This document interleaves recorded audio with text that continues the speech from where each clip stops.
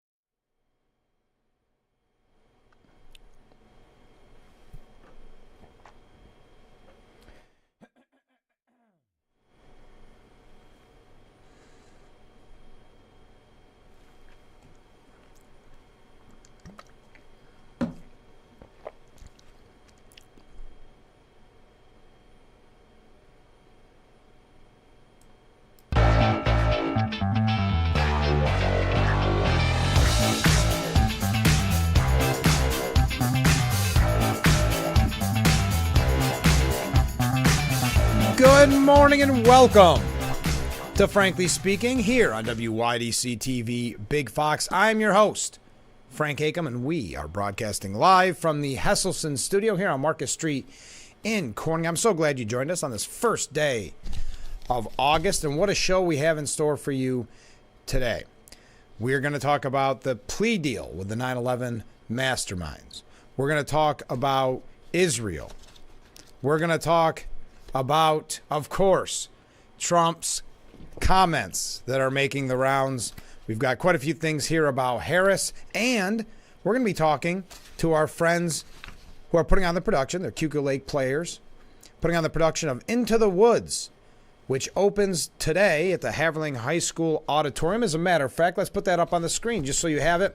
All the information you need before we talk to our very special guests. Sarah Love, the director, David Scott, the baker, and Cheyenne Love, who's playing Little Red Riding Hood. So that's coming up a little bit later on. We do have a few comments from after the program yesterday, and I had a little time yesterday, so I put them up on the screen. First one up, Frank, I agree with you so much. I wish your computer accepted a thumbs up button. Isn't that nice? The best news show in the area for sure. Thank you so much. How kind of you. What a great way to start the program. Thank you for that. That came in right after the show or right towards the end of the show yesterday. And another text, a little off topic from what we discussed yesterday, but I would love to hear your take on it. This coming from a viewer. As an embarrassed Horseheads resident, our police station was right across the street from a bomb maker, a pot shop, and another weed shop around the corner. Come on, let's get serious about revitalizing Hanover Square and weed out, pun intended, non-productive shops taking up space that could be a tourist attraction like Corning has produced. You raised an interesting point about the pot shops. Now, they're springing up everywhere. Now, Governor Hochul, and thank you, by the way, for the comments. Governor Hochul announced that there was they've cracked down on 1,000 illegal weed stores in New York, 750 in New York City, so I assume 250 in upstate and all of upstate. And this is part of Operation Padlock to Protect. Now, what's interesting about this issue specifically, I know Steuben County has done, as far as I can tell, as of my last update, nothing to crack down on it in our county. And I know this was in reference to Horseheads. So the local law enforcement have not been able to crack down on the magnitude that has been hoped. I see more and more springing up, so I can understand the frustration. Thank you for that comment, and feel free to weigh in if you are a Horseheads resident. Another comment right before the program that brought me the first virtual wave, and I like this. I thought of a name for the Vance rallies. J.D. Vance giving rallies. I thought of a name for the Vance rallies. Tour de Vance. I like that. Tour de Vance. I think that's a clever name. Now, the long knives, as I always say, are out for J.D. Vance. If you have not been paying attention, numerous attacks on him that we may get to as well. But we do have some very heavy issues to start with this morning, and I'm assuming you're outraged, like many others, about the plea deal with the 9/11 masterminds. We're going to get to that probably in the second break, maybe third break. First, in Times Square in New York City yesterday, anti-Israel protesters held up a portrait of assassinated Hamas leader Ismail Haniyeh and waved a pro-terror flag during a shocking demonstration, which are becoming more common. It'll be interesting to see now that Harris is the nominee, what the protests will look like. She's tried to take perhaps an even weaker stance in regards to Israel than even Biden did. Not meeting, let me rephrase that, not going to the address of Prime Minister Benjamin Netanyahu, though meeting with him. It'll be interesting if these protests do ascend on the Democratic National Convention at an interesting time, being that it's in Chicago. Now we know, today, Thursday. Today is the day that voting online begins by the delegates to make Kamala Harris the nominee for the Democratic ticket. Of course, not receiving a single vote from Democrats, though that does not seem to be a concern. It's not something the media or others are really drawing attention to. They don't seem to mind the elites picking their candidate. So that will be done with zero transparency. Again, something I would think if you're a Democrat you'd be upset about, but no. If you were a delegate and you were to vote for somebody other than Harris, they will just put you down as present and will not have you specifically vote for the other candidate. Those numbers will not come up, though Democrats are very good about rallying around each other, so I don't really see too much of that happening. Though we do have a couple things with some anger surrounding Harris, and I'm getting on a little bit of a tangent here. But have you realized that since she has become the presumptive nominee, when Biden dropped out, has not given a press conference? Kind of interesting. We know there's this honeymoon period right now where, oh boy, the polls are up. She's doing the best job anybody's ever done. They're all the speculation about who she's going to pick as her VP. Just nothing but positive coverage, which will probably continue until November. But it'll be interesting when she has a non-scripted event, if she does do press conferences, or as my theory is, as much as possible, she will run a Biden campaign, which is completely scripted. And if there are reporter situations, they will be reporters very friendly to her cause, which are unfortunately most reporters. But I want to go back to this, and it's interesting I got on that tangent based on this story. But the hateful mob in Times Square chanting "Free Palestine" while one protester held up a flag representing Hamas. Another demonstrator held up a photo of the assassinated Hamas leader. The same demonstrators sporting a mask and sunglasses because they're so proud in their convictions they don't want anybody to know who they are. They wore a hat with a yellow headband around it that represents the terror group Hezbollah. Another protester also held up the portrait of Haniyeh, I'm not saying his name right, I know, as others waved Palestinian flags at the crossroads of the world. The demonstration of roughly 300 people apparently came in response to a speech former Israeli Defense Forces spokesman Jonathan Conrinkas gave in Midtown. Hundreds of supporters of the Jewish state were on hand for the event as well, and about 50 remained into Wednesday night waving Israeli flags to counter the pro-Palestinian rally. At one point, some of the pro-Palestinian protesters surrounded a pair of Israeli supporters and appeared to throw liquid at them. Now, as it's August, as we near the beginning of the academic year in colleges across the country, protesters are already threatening campus disruptions for the fall. And according to Ricky Schlott, who has done a lot of reporting on this from the New York Post, has said the schools look completely unprepared for this, just like in the fall, or just like in the spring. As back to school season nears, students and faculty are preparing to return to campus and preparing to return to protesting. Pro-Palestinian, or as we have seen, anti-Israel, pro-Hamas protesting.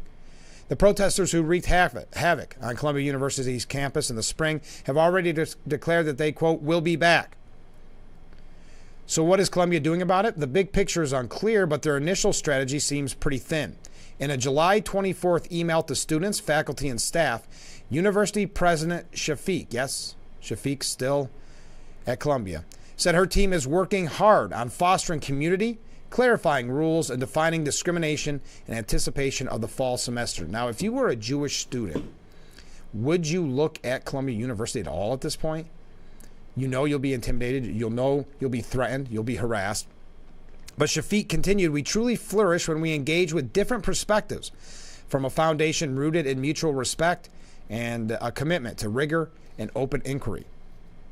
Now, if that were true, you know, the freedom of speech, those type of things, if that were true, okay. We know that's not the case. We've seen so much discrimination against conservative students. Now we're seeing it against Jewish students. Radical campus activists have proven they are willing to get arrested en masse for their cause.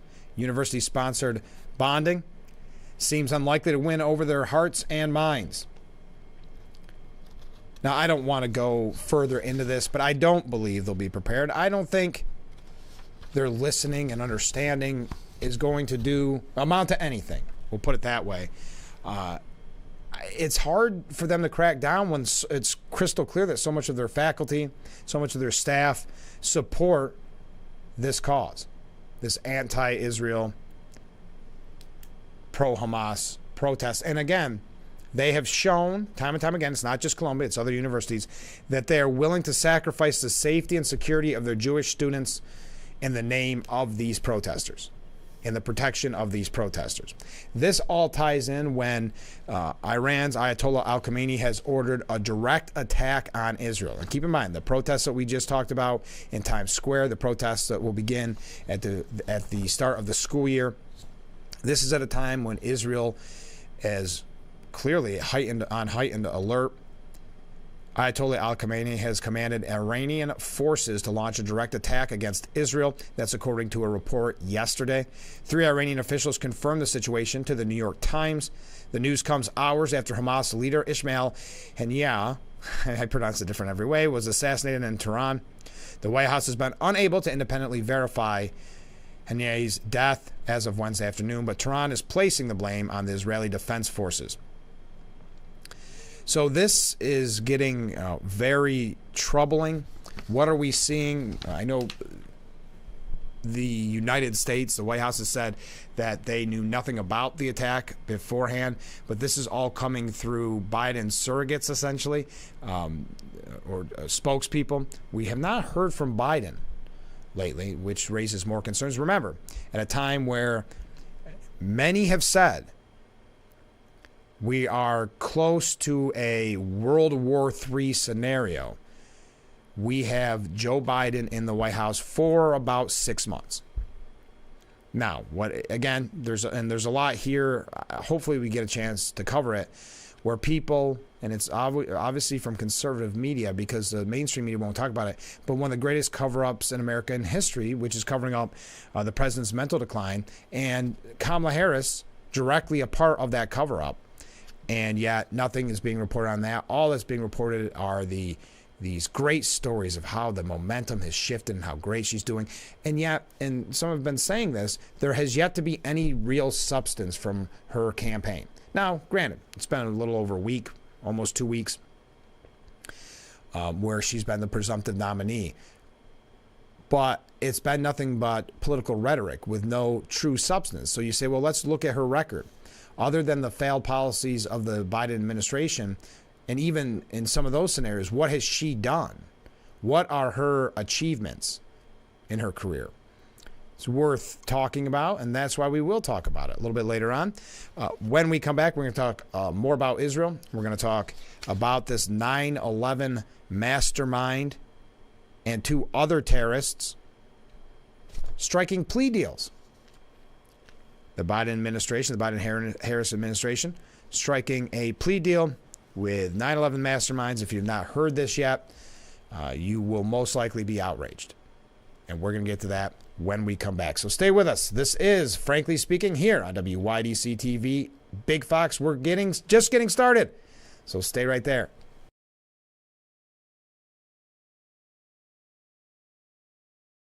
Have you been unable to work for over a year due to a mental or physical disability? Were you recently denied Social Security disability benefits? Great news. You may be eligible for money, back pay, relief.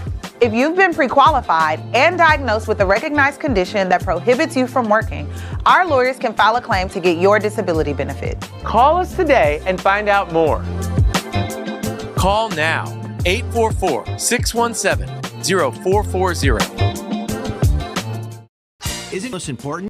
Don't you want more energy? Now's the best time to make every day better and relieve those achy muscles and pains than with the Hesselson's Hot Tub. Hesselson's has hot tubs in stock and available for immediate delivery with unbelievable savings. Hesselson's offers 0% interest-free financing for up to 5 full years. Hesselson's carries the only hot tub brand in the industry with the exclusive freshwater salt system that is eco-friendly and easy to use and only enhances your hot tubbing experience. Come in today and see why your next hot tub should be a Hesselson's Hot Tub. And remember, it's always fun to poke in the corners at Hesselson's. The Oak Boys American-made farewell tour. Celebrating 50-plus years of touring. The legendary Oak Ridge Boys. August 1st, the Chemung County Fair. Reserve seats on sale now at ChemungCountyFair.com or the Fair box office. The Oak Ridge Boys American-made farewell tour. Great drivers change lanes very fast, but with no outside mirrors. How come they don't crash? Introducing Angel View, the new wide-angle mirror that reduces blind spots. Angel View simply snaps over your car's rear view mirror, giving you a 160-degree view behind you. Ordinary rear view mirrors are small and flat, but Angel View has a huge mirror with curved glass. This convex shape allows you to see both blind spots with one glance. And with our Pro Edition special coating, it's anti-glare at night. Get your Angel View now for just $19.99 through this special offer. But wait, this may be your last chance to get Angel View at this low price. There is a strict limit of 2 Angel Views per order while supplies last. Order now. Call 1-800-869-5346. That's 1-800-869-5346. Or visit getangelview.com. So call 1-800-869.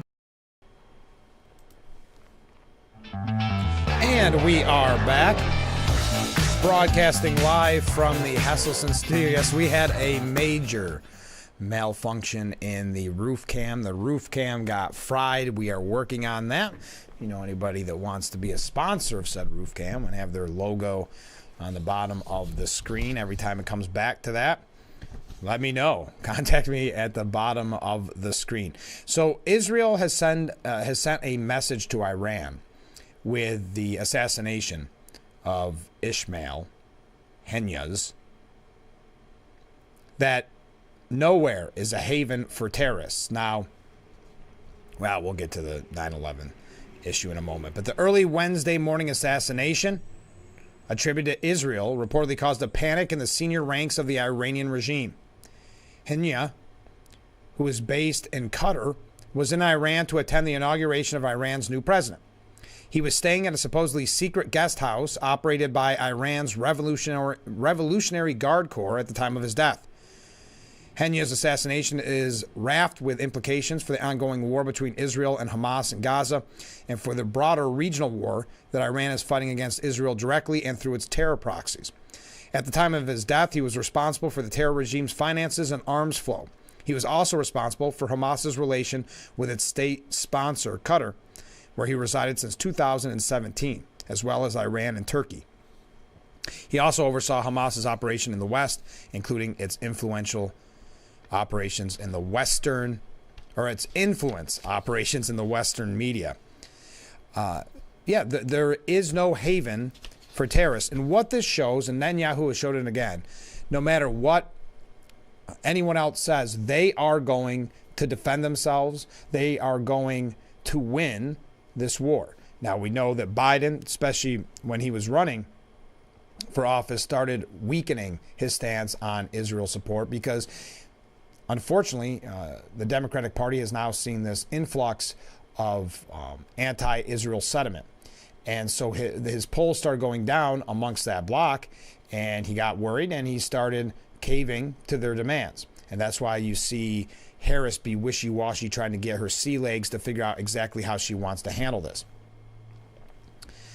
Netanyahu did address, so I don't know what we will do in response to any of this, but Netanyahu addressed Israelis after the strike on the terrorist leader, saying, "Together we will fight." Now, it is notable that Netanyahu did not say directly that Israel was responsible for this strike. I'm not going to read the whole speech. You can find it for yourself or watch it for yourself. It is a very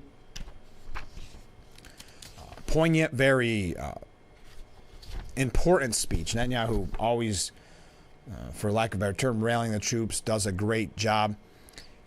And as Mark Toth and Jonathan Sweet write, Israel's strike on terror chiefs show it will fight alone despite our reluctance.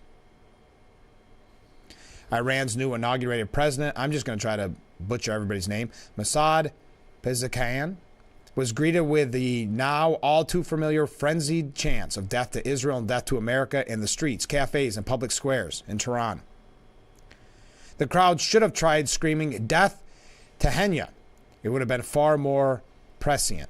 That day, just hours after the meeting with Iranian Supreme Leader Ayatollah al-Khamenei, Hamas leader Ismail Henya was killed, as we know. Good riddance. He was the primary driver of the October 7th attacks and directly culpable in the murder and kidnapping of U.S. citizens, 7 of whom are still being held dead or alive by Hamas in Gaza. Israel is showing the White House how to win. After months of self-defeating handcuffing by the Biden administration and its insistence on restraint and proportionate responses, Israel said enough and went for the Hamas jugular. Yeah, this idea that, and wait till you hear some of the comments on this too, by the way. One of them, and I'm paraphrasing, but I'll mention. Oh, maybe I don't have it in order here, but the idea is there was a Democrat representative who said something to the extent of, "We're never going to get a ceasefire." Oh, here it is. Democrat Senator Martin Heinrich, said, "I think the most valuable thing we can do here, and it's not a political thing, it's just what is the right thing to do, is to secure that ceasefire. And unfortunately, these latest 2 attacks on the leaders in Hezbollah, the political leader in Hamas, that makes it harder to accomplish a ceasefire. And that's what we should be focused on, is getting those hostages released, making it safe for those citizens again. That should be our North Star in all of this. So darn it all, Israel, killing terrorists is making this ceasefire all the more difficult."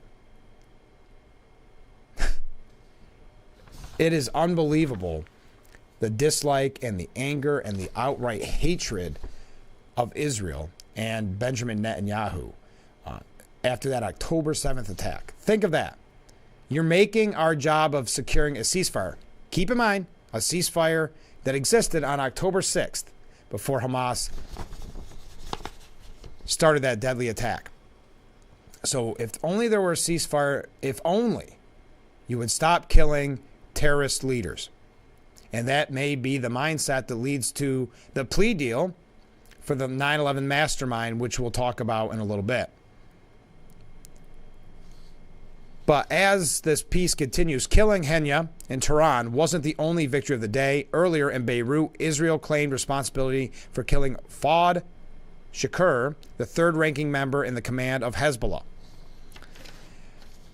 So they're showing us in the United States how to win. The goal would be, it says here, Harris, we're going to get into how this ties in with the presidential race. Harris last week, wittingly or not, sent the message to Khamenei and Nasrallah as she crassly pandered to Generation Z and progressive voters by opting to embrace to embarrass Netanyahu at the White House, using their bilateral meeting to criticize Israel over its war against Hamas. The presumptive Democratic nominee said she wouldn't be silent, and on Tuesday, Netanyahu in effect responded, saying with Israel's actions that he will not be cowed by ill-advised White House obstructionism. Iran will have to try to hit Israel. They've already vowed revenge. But this calculus must include doing so without threatening his nuclear weapons program, which is rapidly approaching breakout. Unleashing Hezbollah might, in Ayatollah Khamenei's view, be the only option that ensures regime survival and preserves his nuclear facilities. Israel, however, may not wait. Now, what happens, as some have said, if this does break into a World War III scenario? Well, according to a new report, the United States is not ready for global war. The Commission on the National Defense Strategy, a congressionally mandated group with members handpicked by Democrat and Republican lawmakers, is not known for hyperbole. Its conclusions that the U.S., quote, has not kept pace with a worsening situation should be a major wake-up call to all of us, and something to keep in mind as we head towards November. China, and we talk about China, Russia, and Iran. China has largely negated the U.S. military advantage in the Western Pacific after 20 years of investment. Now, you also have to ask the question and remember, Joe Biden is still president of the United States. So whatever happens when the smoke clears in November, and let's say Donald Trump is successful and wins the presidency, what do you think China does from November to January? Do you think they see that opportunity to take Taiwan? Do they do it now? Do they do it sooner than later? These are all questions that all tie in with what's happening now with Israel and Iran. The Pentagon's portrayal of Russia as an acute threat undersells the ongoing and persistent nature of the hazards it poses, especially in space and cyber. We can go on with this, and I'm not trying to start the program to worry you this morning.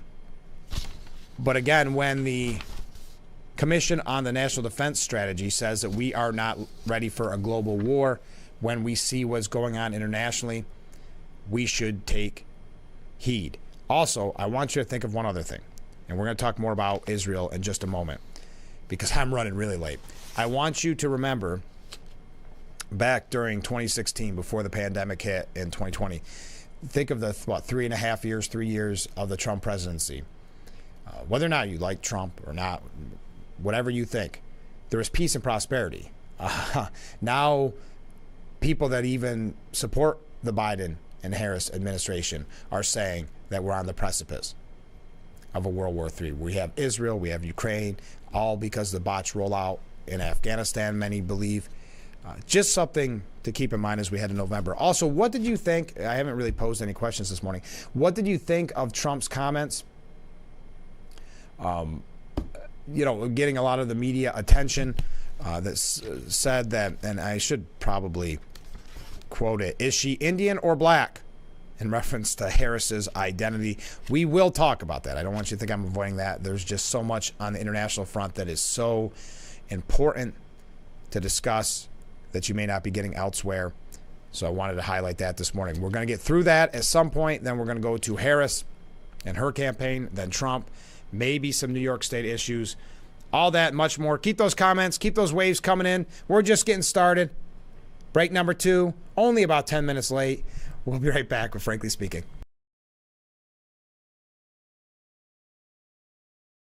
It's time to stock up on your favorite New York wines at GCP Discount Liquors and Wines in Horseheads. GCP Discount Liquors and Wines has the largest selection of Finger Lakes wines in the Southern Tier, all under one roof. Whether you're looking for Lakewood, Wagner, Wise, or Haslett 1852 Vineyards, GCP Discount Liquors and Wines is your convenient one-stop shop for these great wineries and more, all at the area's lowest prices. Shop GCP Discount Liquors and Wines in Horseheads, the best in service, selection, and price. You need a fan, but they're bulky, awkward, and never put the breeze exactly where you want it. Introducing my fold-away fan from Bell & Howell, the compact cordless fan that unfolds into your own personal wind machine and extends to nearly 4 feet high. Its lightweight, portable design makes it easier than ever to have a targeted breeze anywhere. Plus, this whisper-quiet fan has 3 separate speeds, making personalizing your comfort a breeze. My fold-away fan's rechargeable lithium battery lasts up to 10 hours, and it has enough power to blast a breeze to the other side of this room. Its unique telescoping stand allows you to place it on the floor, so the breeze will reach anywhere with ease. Then the whole thing folds away for easy storage. Get my fold-away fan from Bell & Howell for just 2 payments of $19.99. It comes with the USB cable to make charging fast and easy. My fold-away fan. Call or click now. Call 1-800-349-4156. That's 1-800-349-4156 or go to myfoldawayfan.com.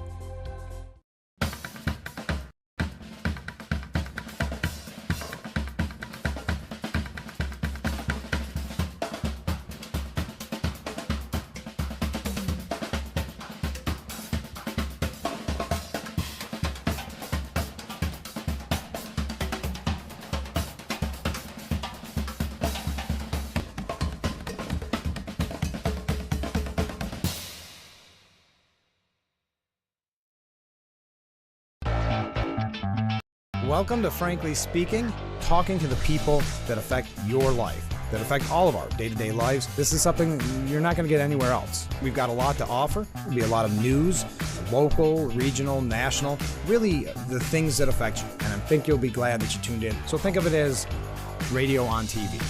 Frankly Speaking, live, 2 hours long, starting at 6 a.m. on WYDC TV Big Fox. This is history. And we are back with Frankly Speaking. We're going to have to make this segment quick because I'm running late this morning. A comment from a viewer. Harris shows us who she is, although she changes her views on a dime. Her absence from Netanyahu's visit spoke volumes. I couldn't agree more. She is going to be very much like Biden in that sense where the core values only matter until the polls come in. So you're going to see a lot of change right now. That's why there's no substance. She's keeping it where the media can say the momentum's behind her. She's doing great. Oh, my goodness, it's amazing. Because there has yet to be any substance, any press conferences, anything like that. Just rallies. And they cover those rallies, just fawning over them with no coverage of Trump rallies. I saw a blurb yesterday only because Trump had visited Pennsylvania again. One other quick thing about Israel, just to show, even though we're at a time where we're not, as the White House, I should say, is not showing their support for Israel, and Netanyahu saying, we're going to go it alone. We're going to do what's right. But Israel's helping us. Listen to this. FBI has contracted an Israeli firm to help with the gunman from the attempted assassination on Donald Trump's encryption. Encryption has become a major issue. People wondering if there was some foreign entity or something else involved with this man, Thomas Matthew Crooks.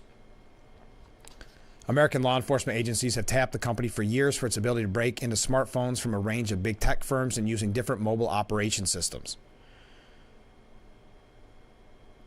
So I just thought that was a very interesting piece. We don't have to get into all that. Okay, so what are your thoughts? 9/11 mastermind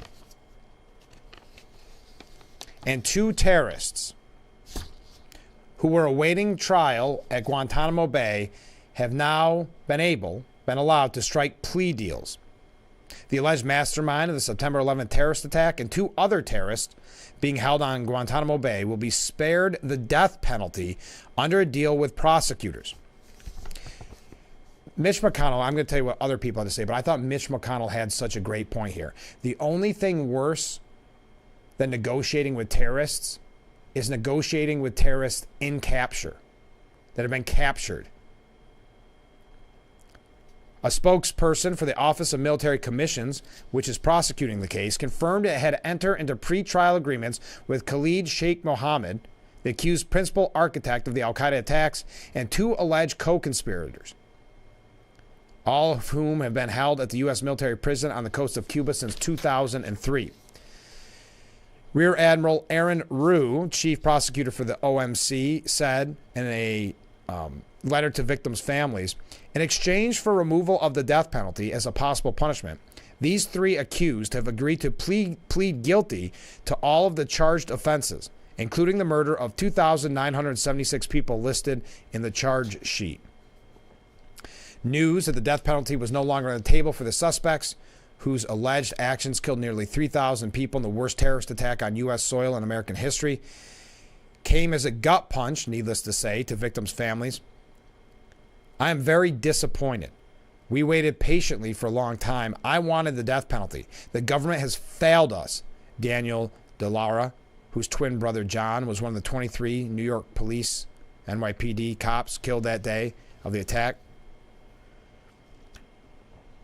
Retired police officer Jim Smith, who was the husband of Maria Smith, the only female police officer who died on September 11th, said he felt like it was a kick, and we'll say, I'm going to change his words for the interest of TV because I know we have a young viewership here, kick in the guts. The prosecution and families have waited 23 years to have our day in court, to put on the record what these animals did to our loved ones. They took that opportunity away from us. They committed the worst crime in the history of our country. They should receive the highest penalty. Yes, is there ever going to be, I don't mean to laugh, are we ever going to use the death penalty? If these people don't deserve the death penalty, then who does? It's just so heartbreaking to read these victims, the loved ones of these victims' statements. Retired cop Kathy Vigano, whose husband was killed on 9/11, said, quote, "I am angry and disappointed that enemy combatants who killed thousands of Americans in our homeland are now able to exploit the U.S. judicial system to their benefit, receiving support from American taxpayers for shelter, food, and health care for the rest of their lives." The letter revealed that the terror suspects have also agreed to respond to any questions the family members of the victims have, quote, regarding their roles and reasons for conducting the September 11th attack. Yeah, that's what you want. Propaganda piece by terrorists.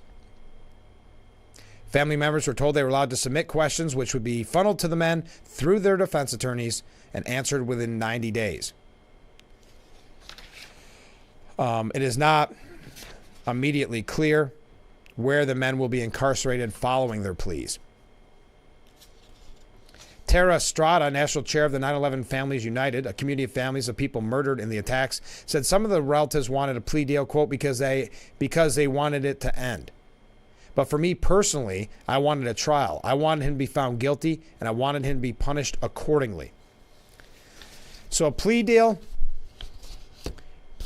for the 9/11 mastermind. That's where we are at with all this news. Boy, I started off with some very bad news this morning. We're going to talk more about this, so we are going to get to the Harris campaign. We are going to get to the Trump campaign. What were your thoughts about Trump's comments yesterday that are making the media rounds? So there's two stories today, essentially, because this plea deal buried on most websites. The two stories: momentum for Harris. The polls are great for Harris. And the other story is about Trump's comments, wondering if Harris was black or Indian. So we're going to talk about those two stories a little bit later on. Stay with us. We'll be right back with Frankly Speaking here on WYDC TV, Big Fox.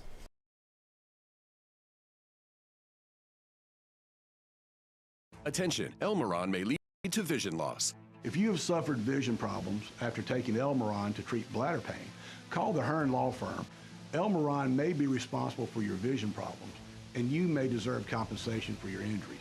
If you took Elmeron and now have vision problems, call the Hearn Law Firm at 888-308-3866 right now. You could find out if you qualify in less than 2 minutes. Call 888-308-3866 for your free case review. The Oak Ridge Boys American-made farewell tour. Celebrating 50-plus years of touring. The legendary Oak Ridge Boys. August 1st, the Chemung County Fair. Reserve seats on sale now at ChemungCountyFair.com or the Fair box office. The Oak Ridge Boys American-made farewell tour.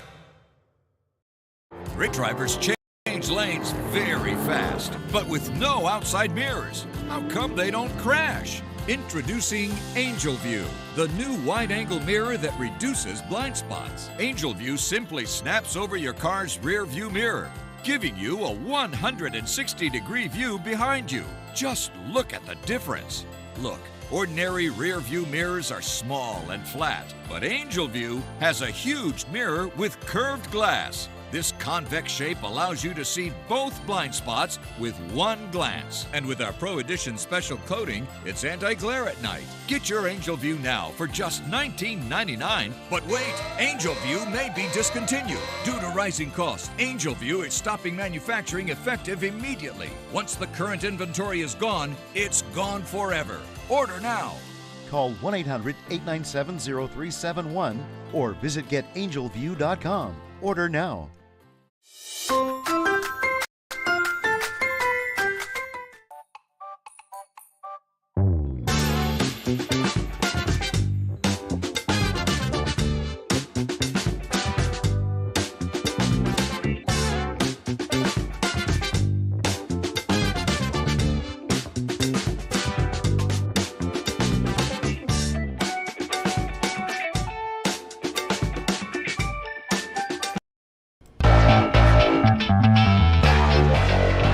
Welcome back to Frankly Speaking here on WYDC TV Big Fox. A couple of comments from viewers. First, that is unbelievable with the emoji like that.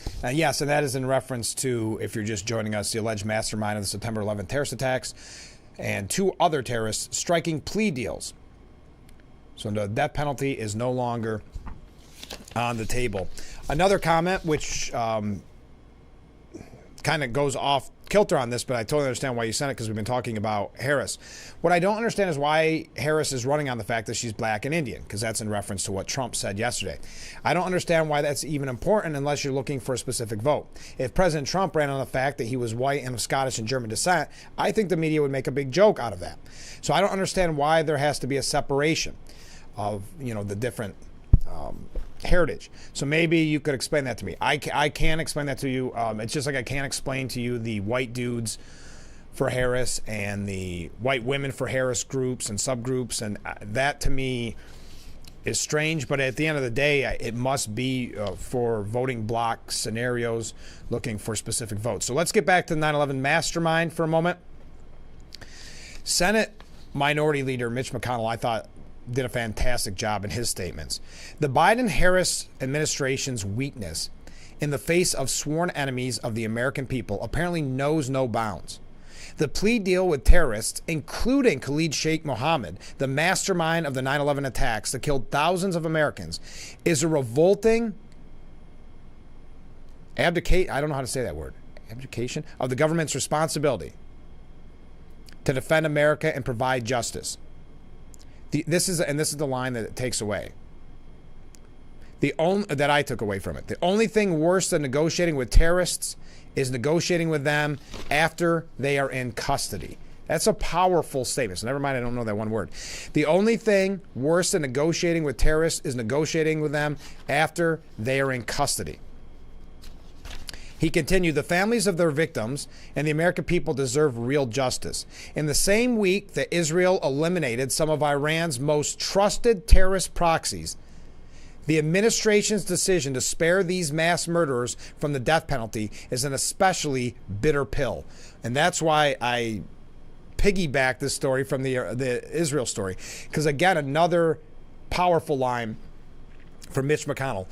Look at Netanyahu and the leadership there, and look what we're dealing with in the United States. And I know at one time, this was way before what unfolded the last few days, someone had said, and I thought it was such a great line, it looks like the real leader of the free world is Benjamin Netanyahu. But just to wrap up what McConnell said, meanwhile, the Biden-Harris administration still seeks to release other Guantanamo terrorists back into the world. The administration's cowardice in the face of terror is a national disgrace. House Speaker Mike Johnson said 23 years ago, America watched in horror as thousands of innocent Americans died. America mourned for weeks afterwards as first responders sifted through the ashes at Ground Zero, at the Pentagon, and at the crash site in Shanksville. For more than 2 decades, the families of those murdered by these terrorists have waited for justice. This plea deal is a slap in the face of those families. They deserve better from the Biden-Harris administration. I couldn't agree more. The weakness, and this is at a time when we've talked about it, we're almost in a September 10th mindset, where because of the open porous borders, there are real threats of terrorist attacks.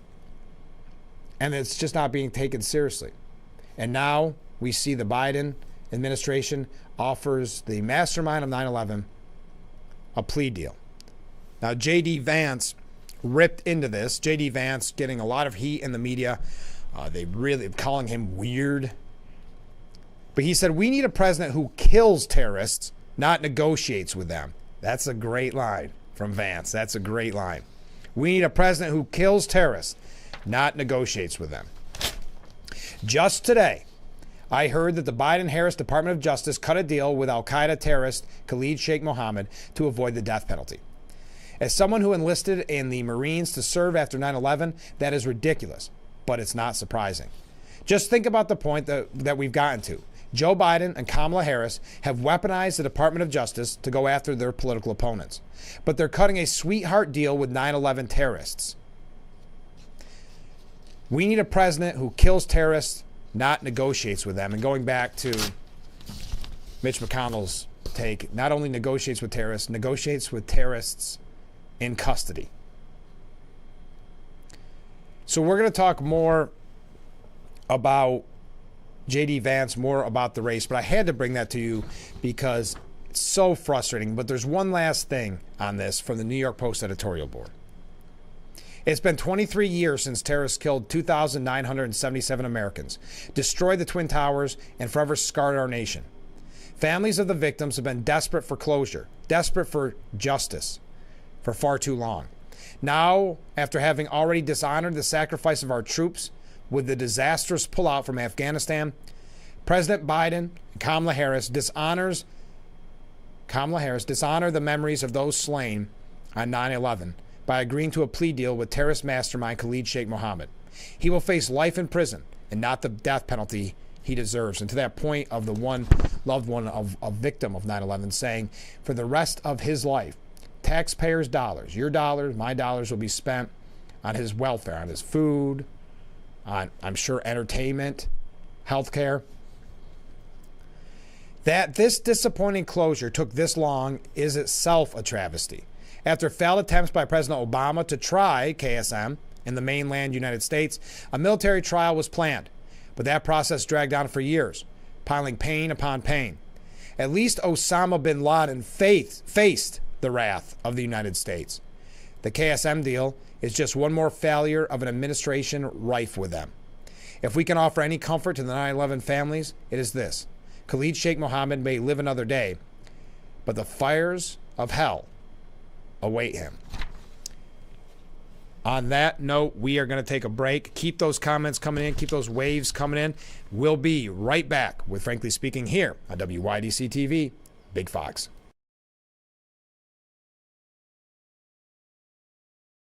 Isn't your wellness important? Don't you want more energy? Now's the best time to make every day better and relieve those achy muscles and pains than with the Hesselsen's Hot Tub. Hesselsen's has hot tubs in stock and available for immediate delivery with unbelievable savings. Hesselsen's offers 0% interest-free financing for up to 5 full years. Hesselsen's carries the only hot tub brand in the industry with the exclusive freshwater salt system that is eco-friendly and easy to use and only enhances your hot tubbing experience. Come in today and see why your next hot tub should be a Hesselsen's hot tub. And remember, it's always fun to poke in the corners at Hesselsen's.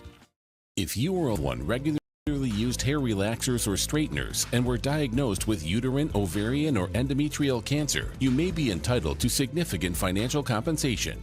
I've used hair relaxers for years. I had no idea they could cause cancer.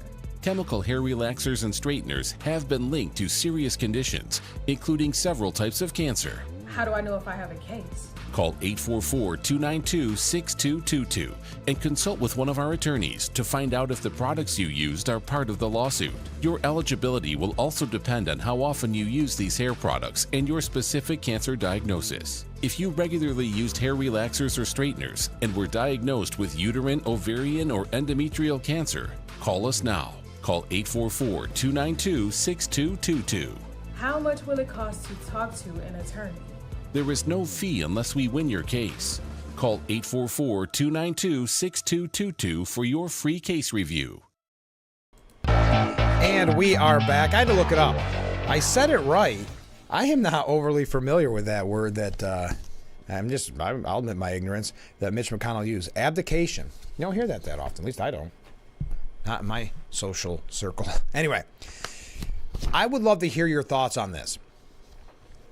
Because Harris is getting, well, we're being told that Kamala Harris has the momentum, that all of a sudden people want to turn out to vote, that she has just lit a fire under the whole country, perhaps the best start to any campaign in the history of campaigning. Again, I find it really interesting that never receiving a single vote from the Democrat voters, but that's okay. She is where she is. What are your thoughts? Because I know we have some very proud union members in this audience who mention it quite frequently.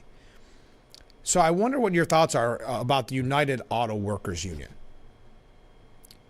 who have now endorsed Kamala Harris.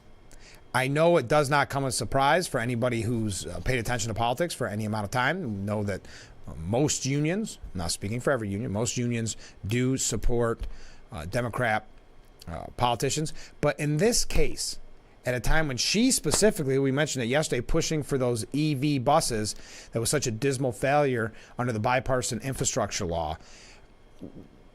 Isn't this going against the best interest of their dues-paying union members? Her historic candidacy builds on the Biden-Harris administration's proven track record of standing with the UAW and delivering major gains for the working class.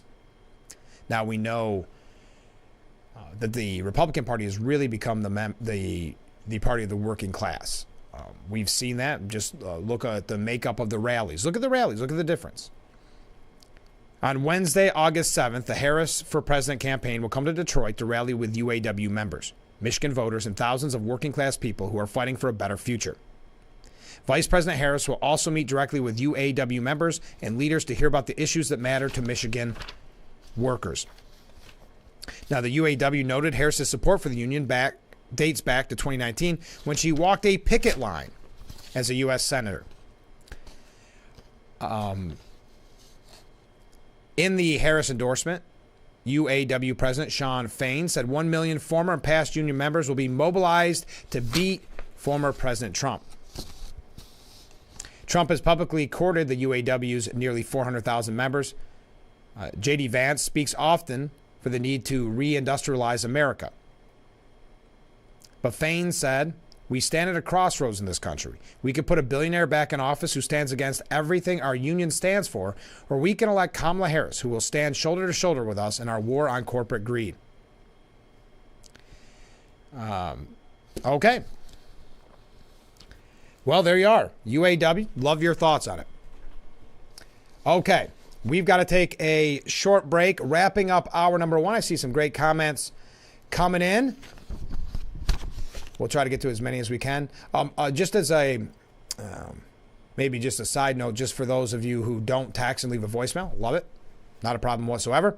But it sometimes takes a little longer for it to generate because it actually generates the words for me here so I can read it. So if I haven't mentioned it, or we've had enough coming in the last few days. I think I've missed a few and I apologize. Or if it's so off topic, I save it for later and sometimes don't get to it. So I do apologize. I read all the comments. I love all the comments. I don't want anybody to think that I'm skipping over them or anything like that. So keep them coming in and we got to take this break. Stay with us. This is Frankly Speaking.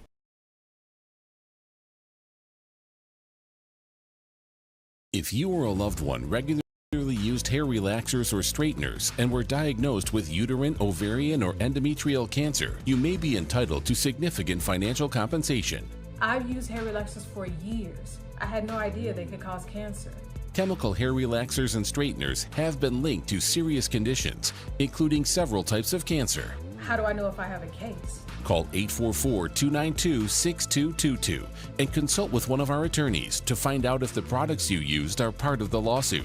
Your eligibility will also depend on how often you use these hair products and your specific cancer diagnosis. If you regularly used hair relaxers or straighteners and were diagnosed with uterine, ovarian, or endometrial cancer, call us now. Call 844-292-6222. How much will it cost to talk to an attorney? There is no fee unless we win your case. Call 844-292-6222 for your free case review. I'm Marianne Burke. I've lived here for 70 years, but I do fine right here in my house, and I want to be here as long as I can be. And I feel comfortable knowing that if something happened to me, someone would know because of the cameras that are installed in various spots in my home. That has been a wonderful gift to me to be able to have that security and that support from Full Circle America, and that's what it's all about.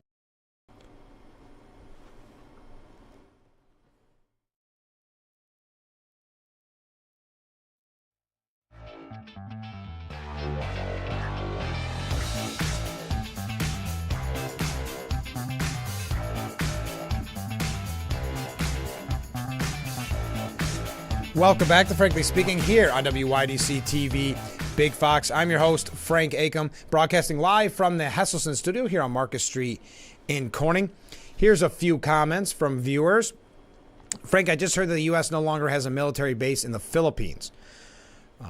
Apparently, when Duterte became president, he doesn't want the American bases. Long time ago, Clark Base pulled out, and now Clark Base is an airport. I'm thinking that if things start happening with China, that's going to be a weak spot. And that's going to be interesting if China makes their move on Taiwan. And if you haven't joined us, we've talked a lot of international this morning. Another comment, different comment from a different viewer. I thought the United Auto Workers was backing Trump because they were at the convention. That was actually the Teamsters president, Sean O'Brien, which was a major speech at the RNC. But that was the Teamsters president. So just if you are just joining us, your thoughts on the UAW, United Auto Workers, endorsing Kamala Harris yesterday. Now, there's some talks. How am I doing on time? Oh, a couple. Well, now I'll get to the housekeeping in a little bit. There's quite a few things here that we're going to get to about where the Harris campaign is right now and where it could be. There's a lot of speculation, if you haven't heard, that it'll be Shapiro as her VP because she's having that announcement in Pennsylvania on Tuesday. Also, as an update, if you haven't been joining us the last few days, voting begins today for the delegates to pledge their delegates to Harris. Harris is the only one, I guess for lack of a better term, on the ballot. So there's no real other option. Now, let's say a delegate goes rogue and says, oh, I want it to be Newsom. They'll just be marked down as voting present. I think the results are done on Monday, and then she'll be the official nominee for the Democratic Party, having not received a single vote from Democratic voters. But she receiving a big endorsement. UAW, it doesn't come as a surprise, but I don't think that's necessarily in the best interest of auto workers. But what are your thoughts on that? Keep those comments and waves coming in. There's also a few things here about, obviously, Trump. I want to get your opinion specifically on Trump's comments yesterday. I know some people talking, and thank you to the new caller who commented, yes, the DNA test. It is interesting to me how much so far, just in, week and a half, 2 short weeks, that we've already had the white dudes for Harris, and all of this kind of identity politics is going to be a major, and listen, Trump skidded into that yesterday with his comments, but the identity politics of it all, we'll talk about that. Some things about J.D. Vance as well, because the media, not big fans of J.D. Vance. What are your thoughts? I would love to hear. I actually heard some of this is how bad the media is, and we know the media bias. But it's gotten so bad that someone called him the Dan Quayle of Sarah Palin's. So I'm going to pose this question for you, for those who voted in the McCain-Obama election. How many of you voted for the McCain ticket because of Palin? I remember at the time doing talk radio, so many people were calling in saying they weren't big fans of McCain, the kind of the maverick style, the more moderate style, but they liked Sarah Palin, so they ended up voting more for Sarah Palin in that instance. So I'm wondering, do you think Palin, and I know this is kind of an outdated question, but do you think Palin actually hurt that ticket as much as they're now trying to suggest in the media, and also, again, trying to label him as one of the worst VP picks in history? Some would have argued before, maybe it was Harris. But no, it is the worst VP pick in history. According to many in the news media, Harris, you're right. Vance, not Harris. So it's J.D. Vance. All right, I saw so many comments coming in. I'm getting distracted. All right, we got to take a short break. Hour number 1 in the books. Hour number 2 to begin in just mere moments. Stay with us. This is Frankly Speaking here on WYDC TV, Big Fox.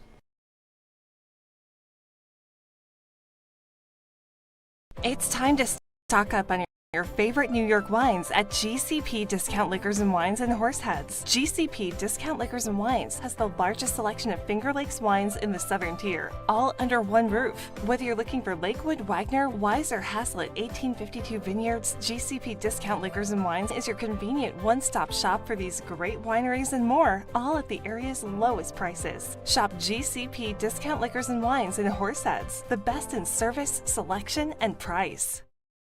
Y'all got a lot of stuff here in your water. You're never gonna believe it, but this can filter up to 60 different contaminants from your water. It's all about cleaner drinking water. Dude, that's good water. And that's good water. Now that's good water. That's good water, eh? No matter where you live, there's a Culligan water expert nearby. At Culligan, we think about your water so you don't have to. Call today to schedule your free water test. It's Western. It's Reese Ranch Rodeo. Looking for a new exciting adventure? Join the cowboys and cowgirls at Reese Ranch Rodeo. Fun for the whole family. Kids 5 and under are free. Gates open at 2 p.m. Rodeo starts at 7. Enjoy great music, great food, cold drinks, and classic rodeo fun. For event dates and ticket prices, visit ReeseRanchRodeo.com. Reese Ranch Rodeo, 4115 Oldfield Drive, Corning, next to Fair and Ball Campgrounds.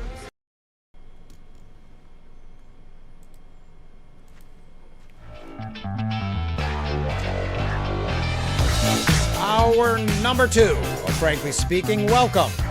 I'm your host, Frank Acom. We are broadcasting live from the Hesselson studio here on historic Market Street in Corning. Coming up in just a little bit, we're going to be talking to our friends from the Keuka Lake Players, who will be proudly presenting Into the Woods, opening today, as a matter of fact, at Haverling High School Auditorium. So we'll be talking to them in just a little bit. So many good comments coming in. If you are just joining us, we're talking about the Biden-Harris administration, striking that plea deal with the 9/11 mastermind, Khalid Sheikh Mohammed, and 2 other terrorists. So the death penalty no longer on the table. We could talk about that. I asked the question, what do you think about Donald Trump's comments yesterday? We're going to talk about that in depth. Let's go through a few. Oh my gosh. So many comments coming in since break. But let's get to some of these. We'll get to the other comments as much as we can in future segments.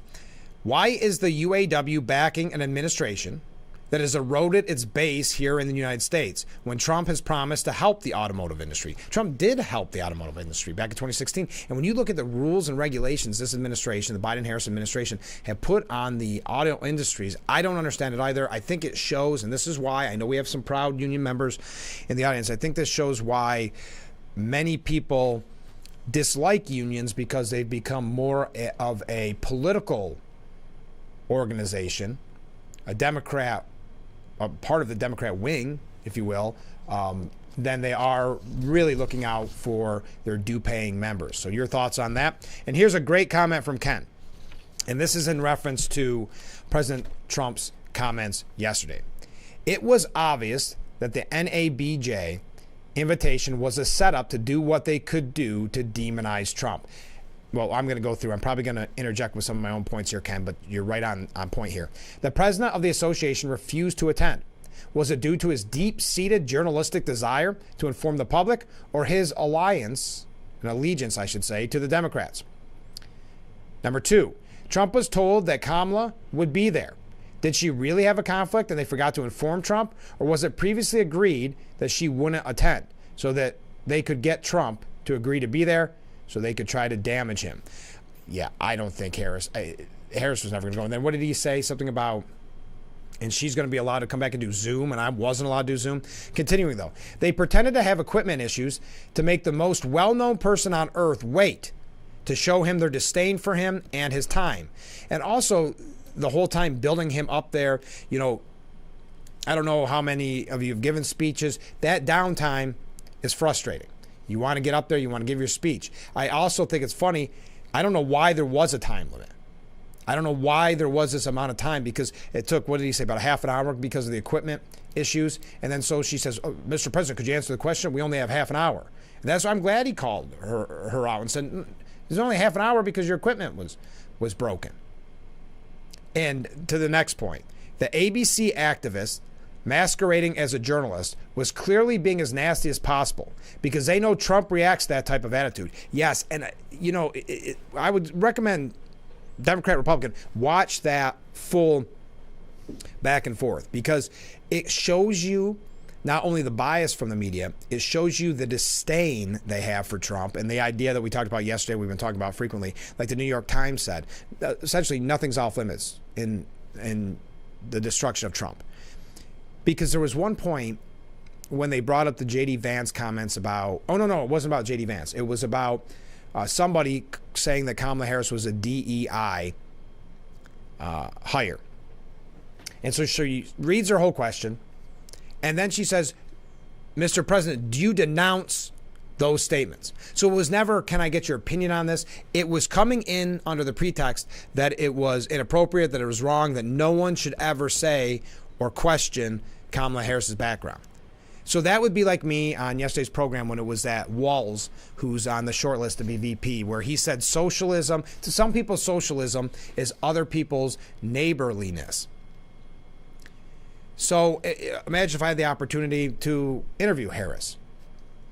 And I said, Vice President Harris, Walls has said that socialism is, some people's socialism is other people's neighborliness. Do you disavow that question? You could see where they would instantly call bias, where they would instantly say that was a loaded question. But there's so many examples like that during this back and forth. So yes, Ken, I promised I was going to get on a tangent. I'm sorry. Next point by Ken.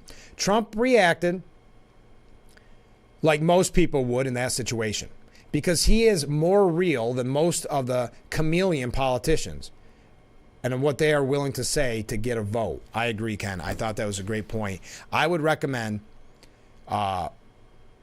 anybody watch that. It's not very long. As Ken had pointed out here, they had technical issues. He's having issues even hearing, and they both were the second lady. I don't have their names in front of me, and I apologize over that. I should. So we can talk about that. If you want to jump ahead to, let's jump ahead to that, and we'll get to Kamala in just a little bit, because I could tell that's where you want to go. And I always try to do my best to do what the viewers want. So let's get to that as I get my paperwork awkwardly in order. Okay. Oh man, there is a good piece here though. But okay. Trump, if you're not familiar, it means you've been living under a rock. But because this is the biggest story. Well, there's two stories, as I mentioned earlier. It's about Harris's momentum and about Trump's comments. Trump had said, another thing, I'm sorry I keep doing this. Another thing, if you watched it, I know the media reports that it was full of boos and jeers and hisses and like that. I thought there was actually, surprisingly, at points, some support for what he was saying. And the audience, to me, didn't act like they were reacting much at all. And I would like to know more, to Ken's point, about Harris was supposed to be there. They lied to him. But then I guess he had to show up in person, and she can do Zoom in the future, something to that extent. But this is what Trump had to say, if you have not heard by now. Quote, "She was always of Indian heritage, and she was only promoting Indian heritage. I didn't know she was black until a number of years ago when she happened to turn black. And now she wants to be known as black." Trump drew a smattering of jeers from an audience of about 1,000 people. Didn't you also, not on this comment, but throughout his speech, didn't you also hear people with that laugh that Trump gets so often with his, for lack of a better term, bluster, some of the things that he says? And I don't mean that in a bad way. I mean, I think they've been overreacting in the media about how the audience reacted to this. But he continued. So I don't know, is she Indian or is she black? But you know what? I respect either one. But she obviously doesn't, because she was Indian all the way, and then all of a sudden she made a turn and she became a black person. Hours after the comments, Harris told members of the historically black sorority Sigma Gamma Rho gathered in Houston that his remarks were yet another reminder of what the 4 years under the president would look like. It was the same old show of divisiveness and disrespect. The American people deserve better. I will say this. Last night, that speech, or whatever you want to call it, the Q&A with Trump, if anything, it shows you the media bias and the media hatred towards Trump. It was a setup from the beginning. But the fact that Trump went there is remarkable. Keep this in mind. Harris has not given a press conference, has not had this type of Q&A. Now, I'm not saying she won't at a very friendly venue at some point. She'll do a Q&A or a town hall with some organization that is very friendly to her with softball questions. Trump went in there knowing that it would be hostile and took that anyway. And then that first loaded question. It was very reminiscent, if you recall, of the 2016 debates and the loaded questions to attack Trump, where the whole question is nothing but an attack on Trump. And then what do you say, Mr. President? So it shows you exactly what Trump is dealing with the media, but also shows you who Trump is. Not scared to go to hostile areas to tell you what he believes in, for his future, for this country. I don't know what we can equate it to, but Harris would not sign up for, and before Harris, Biden, of course, would not sign up to go to a hostile venue and actually get tough questions. That's clear. So, I mean, she hasn't given a press conference. So there's a point to be had there that it's very impressive in many ways that Trump continues to take those type of assignments, for lack of a better word, when I can't think of another politician on either party that would step up in a scenario like that. But again, Harris, addressing, not at a press conference, wasn't asked at a press conference, but addressing the Sigma Gamma Rho sorority, that it's a reminder of what the next 4 years will look like under Trump. The divisiveness and the disrespect. And let me just say, the American people deserve better. I've got to say, the disrespect. Could you imagine a Democrat, Biden, Harris, you name it, getting a question anywhere akin to what that first question against Trump was? Or some other questions during that from the supposed mainstream media, through the media that's supposed to be fair and balanced in a way, ABC News. Would any Democrat receive a question that was that negative and that, to use Trump's term, nasty from the beginning? That's my question to you. We've got other comments coming in. We're going to talk quite a bit more about this. We do have a lot about the Harris campaign and the amazing momentum. Also, we'll talk a little bit about J.D. Vance. So all of that and much more. Stay with us. This is Frankly Speaking here on WYDC TV. Big Fox will be right back.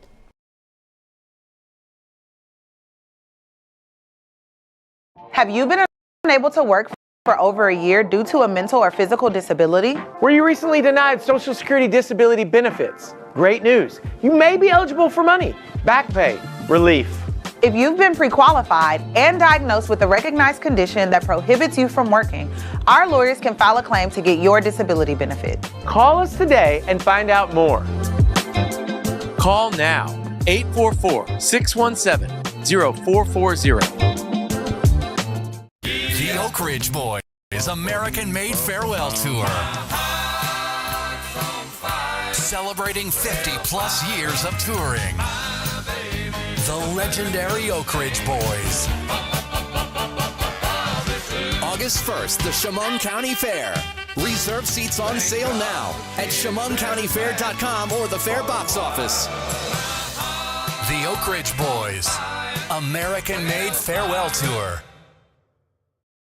Great drivers change lanes very fast, but with no outside mirrors. How come they don't crash? Introducing Angel View, the new wide-angle mirror that reduces blind spots. Angel View simply snaps over your car's rear view mirror, giving you a 160-degree view behind you. Ordinary rear view mirrors are small and flat, but Angel View has a huge mirror with curved glass. This convex shape allows you to see both blind spots with one glance. And with our Pro Edition special coating, it's anti-glare at night. Get your Angel View now for just $19.99 through this special offer. But wait, this may be your last chance to get Angel View at this low price. There is a strict limit of 2 Angel Views per order while supplies last. Order now.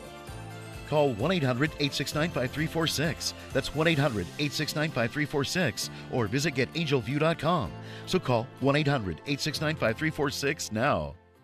This website is here now. WYDCTV.com. Local and national news that keeps you informed and involved. WYDCTV.com. Today's weather, up to date and in your town. WYDCTV.com. Sports news, local events, and health stories that affect you. WYDCTV.com. The Big Fox website. Your news here now. WYDCTV.com.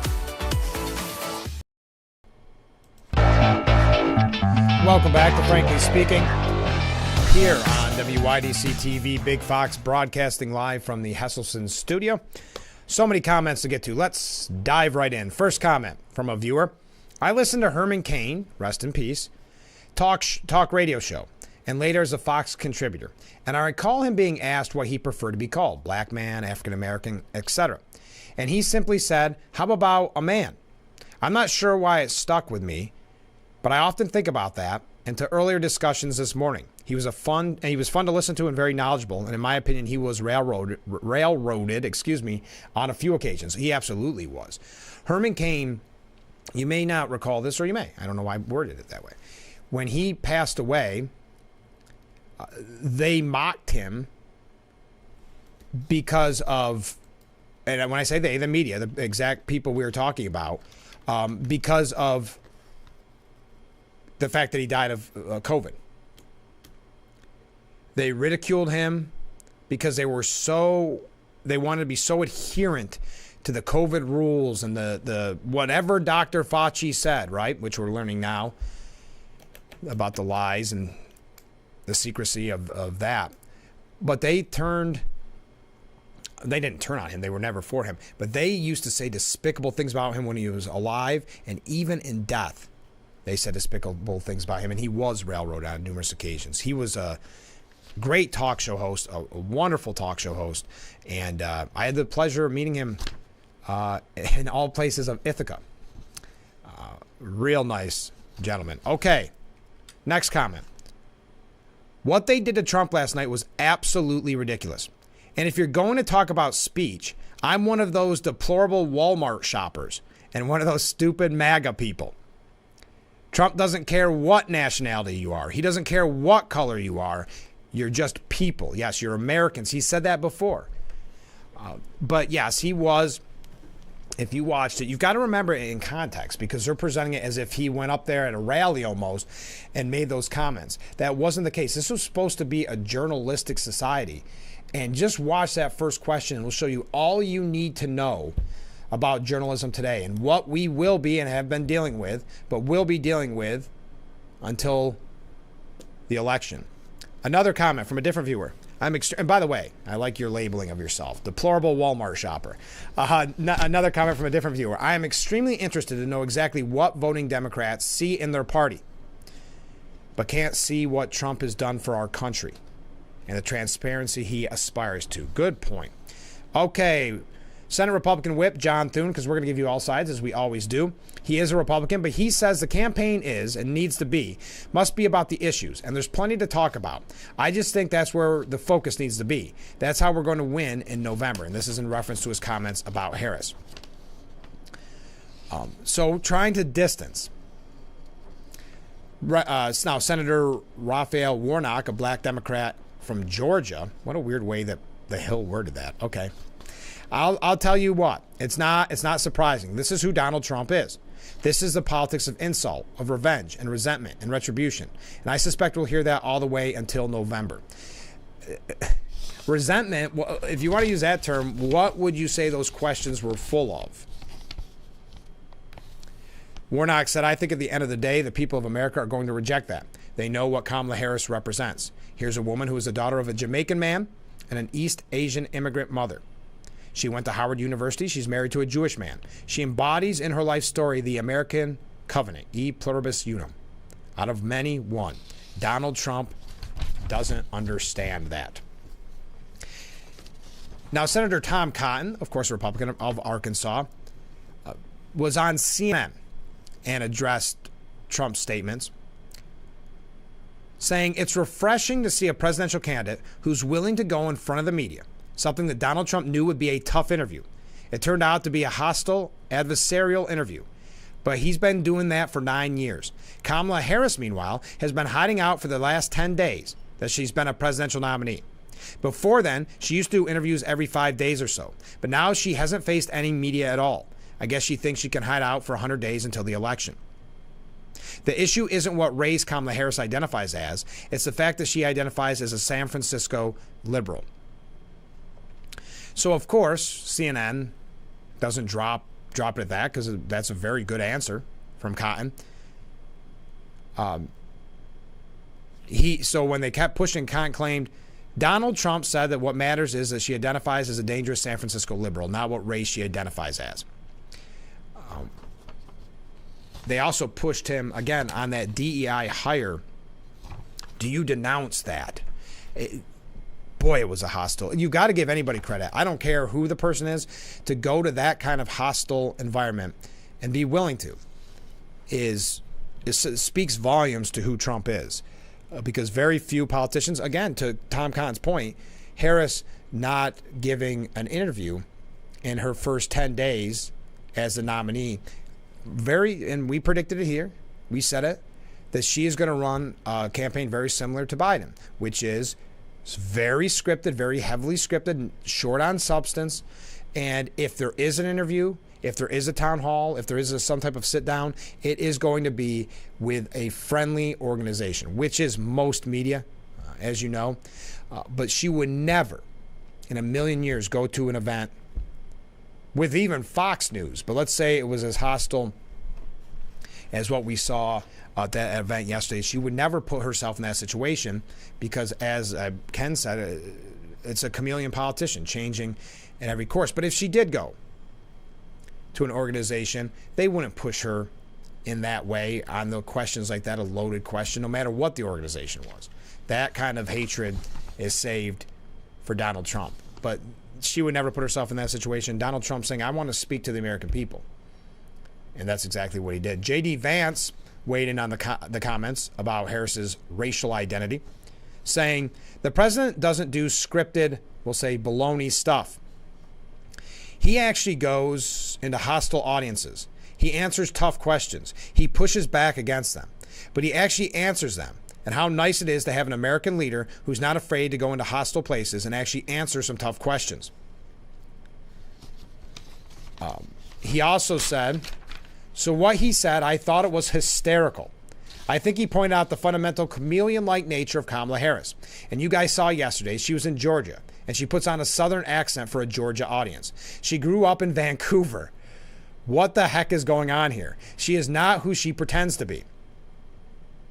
When asked by a reporter explicitly if he questions whether Harris is black, Vance said, what I question is why she presents a different posture depending on which audience that she's in front of. Very Hillary Clinton-esque, if you recall. Hillary doing that with the accent. We've got to take a break. A little bit more on this. We are going to talk about the Harris campaign. Weigh in. We've been talking about Trump's comments. What your thoughts on those comments are. Also, what do you think of the Biden administration striking a plea deal with the 9/11 mastermind, Khalid Sheikh Mohammed, and 2 other terrorists, so they are no longer facing the death penalty? Your thoughts on that as well. And if you want to talk about Israel, which we talked about in the 6 o'clock hour, we can talk about that as well. Whatever you'd like. You see the number on the bottom of your screen. Now stay with us. We'll be right back with Frankly Speaking. Actually, it just hit me. It's 7:20. We're going to talk to our friends from Into the Woods when we come back. So make sure you stay right there. Grab your calendars so you can write down all the days and times and find out about the Cuca Lake Players presenting Into the Woods, which opens today. So stay with us. This is Frankly Speaking.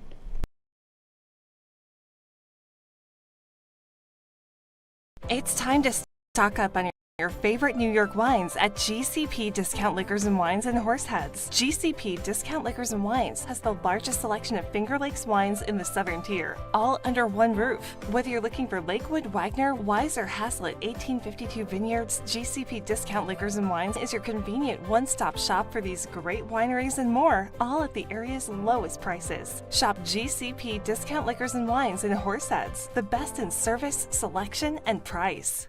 You need a fan, but they're bulky, awkward, and never put the breeze exactly where you want it. Introducing my fold-away fan from Bell & Howell, the compact cordless fan that unfolds into your own personal wind machine and extends to nearly 4 feet high. Its lightweight, portable design makes it easier than ever to have a targeted breeze anywhere. Plus, this whisper-quiet fan has 3 separate speeds, making personalizing your comfort a breeze. My fold-away fan's rechargeable lithium battery lasts up to 10 hours, and it has enough power to blast a breeze to the other side of this room. Its unique telescoping stand allows you to place it on the floor, so the breeze will reach anywhere with ease. Then the whole thing folds away for easy storage. Get my fold-away fan from Bell & Howell for just 2 payments of $19.99. It comes with the USB cable to make charging fast and easy. My fold-away fan. Call or click now. Call 1-800-349-4156. That's 1-800-349-4156 or go to myfoldawayfan.com.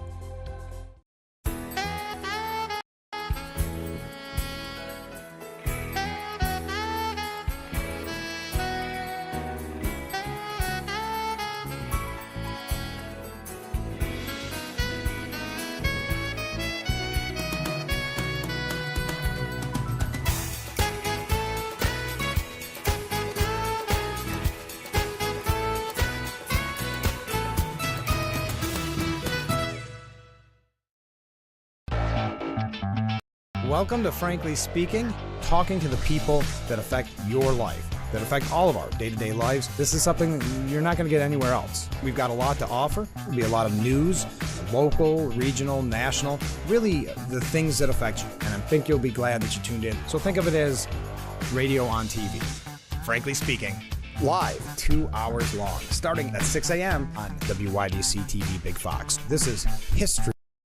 Welcome back to Frankly Speaking here on WYDC TV Big Fox. I'm your host, Frank Acom. We are broadcasting from the Hesselson studio, and this is the Steuben Senior Services Fund section of our program.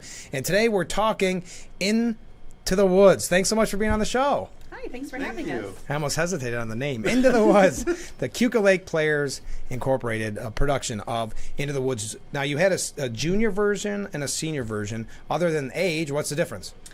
So the junior version only does about half the show. It does Act 1, and then everything kind of ends at the end when everything's happily ever after. Oh, okay. So it's only about a little over an hour long, and the senior production is clocking in at about a little over 2.5 hours without intermission. Oh, that's quite a difference. Significantly more content. We also added more trees, so I like to call it Into the Woods now with more woods. Wow, Into more woods. That's hilarious. But when it says senior, that doesn't mean it's not for all age groups, right? No. So the cast still does have an age range. So we do have an 11-year-old who plays Jack from Jack and the Beanstalk, all the way up to people in their later years as well. But the junior production had an age limit of being up to 18. So the junior production, you're not legally allowed to have anybody above the age of 18 in the cast, whereas the senior production, you can cast anybody of any age. But we were really looking to showcase some of our youth this year without necessarily having to do Annie or Oliver, which are really the only opportunities to have as many kids in it as you want. So we decided, let's work smarter, not harder, and have one set but 2 casts. And so that's how we ended up with 2 shows. And were you in? Did you direct? And were you both in the? Oh, you couldn't be. You couldn't be in that. Yeah. That's what am I asking? You just answered my question. I'm sorry. I was so worried about putting your names up on the screen that I didn't want to miss it. So how did it go though overall? It went really well. We had 32 kids in the cast from over 5 different school districts in the area, plus a couple of homeschooled children as well, ages 6 all the way up to 18. And it was really well received, a great production. And then some of those kids are going to be working on crew for this show. We have a couple of kids who are cameo roles in the adult show. Oh, okay. The person running the light board was our baker's wife in the junior show, and the person running Spotlight was in it as well. So they still hung on for the other trip into the woods as well. Yeah, well, we've already practiced, right? Yeah, they know the show pretty well until it gets to Act 2 and then they're confused. Right, makes a complete different ending. So tonight is opening night. That's exciting. Mm-hmm. How long did it take to prepare to get to opening night? When did you start with rehearsals and getting involved? So we held auditions back in May. Oh, okay. But as a director, my process, and Cheyenne's, because she's on the board and was the assistant director for the junior production, our process started way back in January, figuring out the concept and how we were going to manage both shows at once. But the cast was cast back in May, and they've been working really hard all the way up until tonight. Now, Cheyenne, how do you get prepared to be Little Red Riding Hood? Oh gosh, you have to read all the stories first. Yeah. Everyone knows the story, but still you go through all of the different iterations of it, and you get you get a little bit of help from the actual stage productions of Into the Woods as well. Oh, sure. But then you want to take your own spin on it. Yeah. And I think I really tried to make my own character out of it. So I think a lot of it came from right up in here. Well, that's good. Have you acted in a lot of plays? I haven't been in a play in about 10 years. Oh, wow. So this is my first one back on stage. What brought you back out of retirement? What was it? I don't even know. I think it was just the allurement of the woods. Sure. There you go. And now, David, you've been in numerous plays, probably too many to count, right? How did you prepare to be the baker? I just kind of looked at it from the perspective of he's the doting husband. He's very kind of almost simple-minded, but as the show progresses, he kind of learns to take charge and kind of, understand where his place is in the story, or the story of stories, I guess you could say. Yeah, and that's what makes it so interesting. And I'm going to ask you, Sarah, if you've always been wanted to be in the background as compared to but before that, it is amazing how many different stories are in this. How many fairy tales are involved? The major ones are Cinderella, the Baker and the Baker's Wife, Rapunzel and the Witch, and Little Red Riding Hood. And Jack and the Beanstalk. But there's Jack and the Beanstalk as well. There's little nods to other ones woven in. But little Easter eggs. That was 5-ish. Okay. Of them, and it's funny to watch them all interweave instead of being their own separate stories, which was fun. Now, have you always wanted to be behind the scenes, or are you normally acting? I do a little bit of everything. Okay. Back in high school, I did a lot of costuming. I was the best student costume designer in the state of New Hampshire. Oh, wow. And then I did a lot of stage management at Alfred University, where I got my theater degree. And since then, I've been on the stage. I've been off the stage. I like directing because it gives me a chance to have a little bit of a hand in everything. Sure. And when I'm in a show with David, I do usually try to toss myself on stage for at least a minute. So I do cameo right at the finale, which is fun. Oh, that's very nice. How's the planning on this? You said you've been working on it since January. How has it been going as you look at tonight, opening night? I mean, it's kind of surreal because we've been planning for this for so long. Yeah. That, it feels like almost like a wedding where you plan for it for, a year and a half, and then suddenly it's here, and then it's just over in a second. Yeah. So definitely dreading striking and taking everything apart. That's always the hardest bit on Saturday after our matinee. But no, it's been a wonderful experience, both the junior show and the senior show together, creating that mentorship opportunity. And I'm going to miss the woods, but I'm going to enjoy having my evenings back. Yeah, I'm sure. What's a typical rehearsal like? How long does something like that take? You want to talk about that? Yeah, so when we were starting, we shared a time slot with the junior production. Okay. So they would have the first hour or two from about 6 to 8, and then we would take on the 8 to 10 time slot on the same stage. And then after the junior production finished, our production rehearsals went into the entire 4-hour time slot from 6 to 10. So the last 2 weeks have been a lot of grinding, a lot of getting into that and using up that time to really make sure everything looks beautiful and well rehearsed. From beginning to end, how many times do you think you've went through into the woods and rehearsed? Oh gosh. I think at this point, 80? Yeah. How many? I'd say 80, probably. Yeah. Do you ever get sick of it? I mean, I know it's a great play, but I'm saying 80 of anything. So I keep waiting to. Yeah. Usually I do. This production, I think I find something new in it every time, and somebody does something new or different, or the lighting change hits just right this time. So I haven't been bored with it yet. Yeah. If you like a song, you will listen over and over, and this is a collection of songs. That's true. That's true. That's a really good point. I found every once in a while I will get hooked to a different song. Like the other day I was like, you know what I really need to listen to, even though I'm not practicing it? David's song, the Baker song in Act 2. And I was like, I need to listen to this again and again and again and again. And it's just, it happens every couple hours, couple days. Yeah. Now, you had mentioned you haven't done a play in quite some time, and now that this is nearly over, will you be doing more? I hope so, yeah. I really enjoy working with the Cuca Lake Players. They're a very friendly and welcoming organization to be a part of. While I'm on the board, that also kind of shoehorns me into more shows. That's why they got you on the board, right? Yeah, right. We wear a lot of hats. I'm we sure. all do. We're not just in the show, but we're on the board and we're moving some things around and just doing poster designs and things like that. So it's. How long has the Cuca Lake Players been around? since 1986. Really? So we're excited to be heading towards our 40th year. We're hoping to do some celebrating in 2026 to celebrate that. Of course, we're talking Into the Woods, and that is at Haverling High School Auditorium in Bath. Tonight is opening night at 7 o'clock, and then Friday at 7 o'clock, Saturday at 2 p.m. What should people know? Where can they find out more just before we head out the door? They can find out more on our Facebook page, or if you Google Keuka Lake Players, you'll find our website as well. Well, great. I don't know ever how to end these interviews because I know you're not supposed to say certain things to somebody on opening night. So you know. Break a leg is always good. Break a leg. There you go. Okay, break a leg. And thanks for being on the show. Thank you so much. Thank you. All right. We'll be right back with Frankly Speaking here on WYDC TV. Big Fox, stay with us.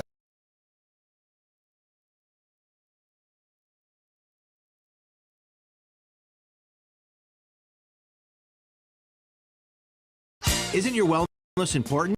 Don't you want more energy? Now's the best time to make every day better and relieve those achy muscles and pains than with the Hesselson's Hot Tub. Hesselson's has hot tubs in stock and available for immediate delivery with unbelievable savings. Hesselson's offers 0% interest-free financing for up to 5 full years. Hesselson's carries the only hot tub brand in the industry with the exclusive freshwater salt system that is eco-friendly and easy to use and only enhances your hot tubbing experience. Come in today and see why your next hot tub should be a Hesselson's hot tub. And remember, it's always fun to poke in the corners at Hesselson's. I'm Marian Burt. I've lived here for 70 years, but I do fine right here in my house, and I want to be here as long as I can be. And I feel comfortable knowing that if something happened to me, someone would know because of the cameras that are installed in various spots in my home. That has been a wonderful gift to me to be able to have that security and that support from Full Circle America, and that's what it's all about. What's up, guys? What I'm about to show you is going to change the way you shave your head forever. You can shave your head in 90 seconds or less. With no cuts or nicks. It's 100% waterproof. It even works in the shower. Introducing Remington's Balder Boss. With increased flex and 5 dual-track floating head design, get over 60% more head coverage for a faster, closer shave and skin-close results. No nicks, no scrapes. Fit in the palm of my hand, and the results were amazing. Shave in the shower or with any foam or gel. With Japanese-grade steel blades, plow through the thickest of hair. Anytime, anywhere. There's even a pop-up trimmer to complete your perfect groove. Now, you can try the Remington Balder Boss in your home for 30 days for just $14.99. Complete with a 5-year limited warranty and 100% satisfaction guarantee. You can also get our ear, nose, and brow trimmer free. Just pay separate processing and handling. Give it a try. You won't be disappointed. Order your Balder Boss now. Sheldon and Missy face off in... Why can't we watch DuckTales? Because we don't learn anything. Book Smarts versus Street Smarts. Is it working? Are you feeling motivated? Very. It's the battle of twins. Life is so confusing. I always hoped it would be easier for me when I grew up. It's gonna be all right. You were faking. Bazinga. Young Sheldon. Weeknights at 6:30 on Big Fox. And we are back. Broadcasting live from the Hesselson studio. Here's all the information you need to know. Thank you to our guests from the Keuka Lake Players. There are the exact times and days to check out Into the Woods at the Haverling High School Auditorium. Opening tonight. Also, I asked a question yesterday, and we're going to get to some comments here in just a moment. If you go to the Chemung County Fair, did you go yesterday? Are you going tonight to see the Oak Ridge boys? I want to hear from you what you thought. I've heard nothing but great things, but I want to hear from you, the viewers, about the Chemung County Fair, which opened yesterday and continues today. Today is senior day. Those 55 and older getting in free. But I would recommend, I'd highlight the fact that if you're thinking of going, but you're not one of the people in the theme night. Like yesterday was veteran, you're not a veteran. Today's senior, you're not a senior. Admission is still just $2. So I wouldn't let that stop you. All right, comment from a viewer. The best way I can describe young Democrats is those that don't know what they don't know. We need to educate the best we can. And I would say this doesn't fit perfectly, but Trump speaking to that society, the National Association of Black Journalists, yesterday, in what was, at least from the moderator's point of view, a hostile environment, speaks to that. And many of you may remember the late Andrew Breitbart. Andrew Breitbart was so influential and important to the Tea Party movement at the time. He passed away very young. But if you ever read his book, Righteous Indignation, and if you haven't, I highly recommend it. I say about every year, 2-3 years, I pick it up again just to look back at it. And he said at the time that you can't go to just friendly environments as a Republican. He used to do real time with Bill Maher a lot. And people would ask him, why do you go there? They hate you, they boo you, they pick on you. But his idea was you can't just always preach to the choir, because there could be one person in that audience, a couple people watching at home that say, oh, interesting, I'll have to do more research. And the reason he felt this way is because he was a staunch liberal. And he got a job where he was in his car for long periods of time and started listening to talk radio, and specifically Rush Limbaugh.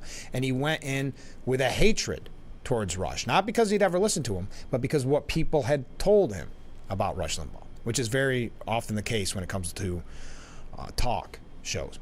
So hated him and listened more and listened more and listened more until he switched and became a forever influential member of the conservative Republicans. So I just wanted to mention that Trump is going to places, to piggyback off that comment, to places where maybe he is getting his message across to those who may not typically hear it. One last thing on Trump's statements. J.D. Vance also said yesterday that the former president walked right into the NABJ conference and showed he had the courage to take tough questions, while Kamala Harris continues to hide from any scrutiny or unfriendly media like the coward that she is. She has not held a press conference since becoming the presumptive nominee. Oh, awesome. This is from a viewer. I'm going to the fair today, maybe later when the Oak Ridge Boys play. I will say, having seen the Oak Ridge Boys in concert, they put on an amazing show. So if you're on the fence and my recommendation means anything, I would highly recommend it because you're gonna forget how many songs that they had that you loved. It's really one of those kind of concerts. Also, I'd love to hear on tomorrow's show, if you are so inclined and kind enough to do so, I'd love to hear what you thought and what your favorite part of the fair was. How's that?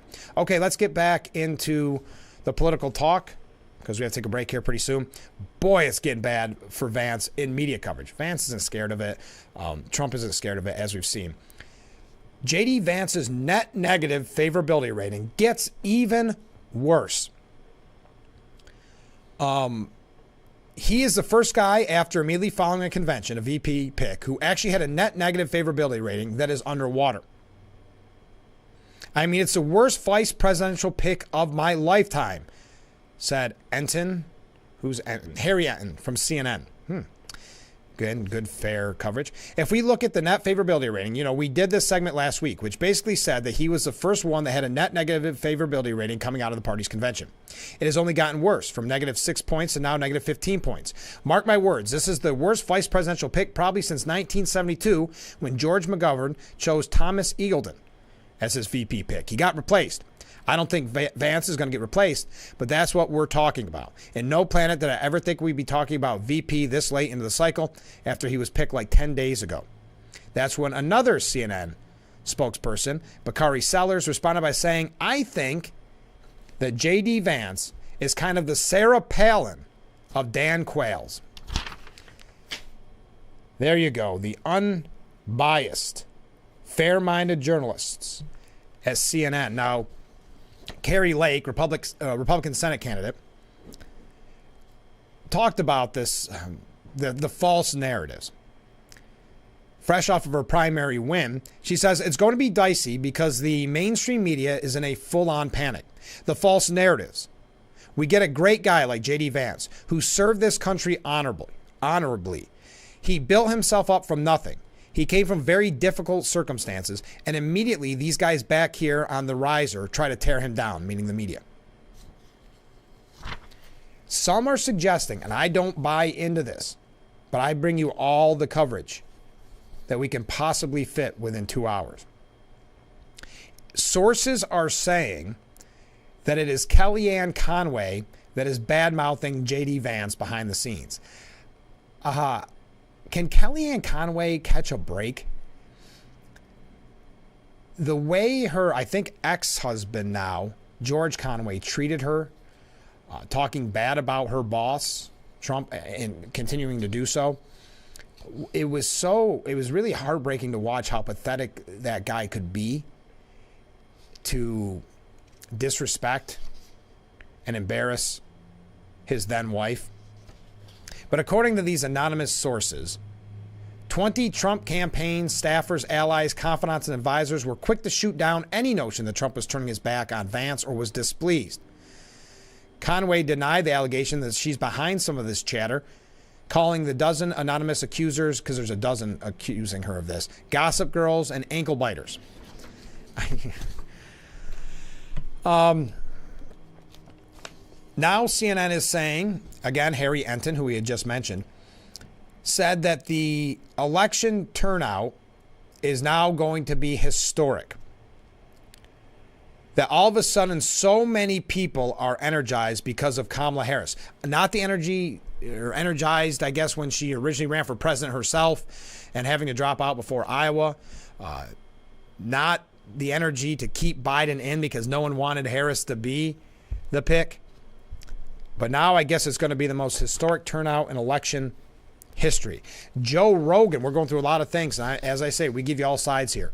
Joe Rogan, the controversial podcaster, suggests that Harris is going to win. She's going to win. His guest, Michael Malice, said, no, she's not. When Malice presented the question again, Rogan refined his answer, saying that she could win. I'm not saying because I think she's going to. I'm not saying because I want her to. I'm just being honest. Rogan says his hunch is based not necessarily on Harris's likability, but rather on Trump's lack thereof. And that's what a lot of this talk is, which is people aren't voting for Harris. People weren't voting for Biden. They're voting against Trump. They don't like Trump. So as you've heard so many people say, they wouldn't care if it was Donald Duck. They wouldn't care if it's a ham sandwich. They're not going to vote for Trump. They're going to vote for the ham sandwich. So that's what his mindset is on that. They just want no Trump, no matter what. What I think is going to be interesting. Oh, and he also mentioned that and I think this is a good point by Rogan, that the attempted assassination of former President Trump has since been memory hold. Yeah, they don't talk about it. The media doesn't talk about it. It's almost as if it never happened. You would have thought Trump getting shot would have had 4 years of corporate journalists talking about hate speech causing violence.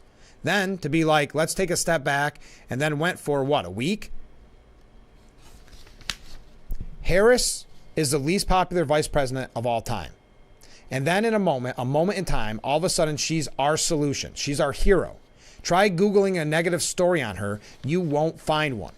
If you Google Donald Trump and Google gives you 7 negative stories, it's going to move the needle a little bit towards Harris.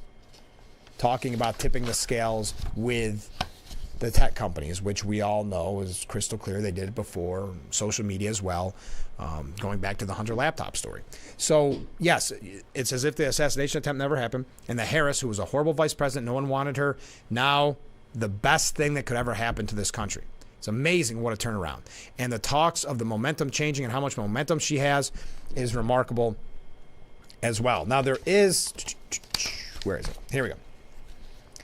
Kevin O'Leary from Shark Tank. If you ever watch Shark Tank, well, if you do, you're going to hear what he has to say here in just a moment, because I am almost out of time. Stay with us. We'll be right back with Frankly Speaking.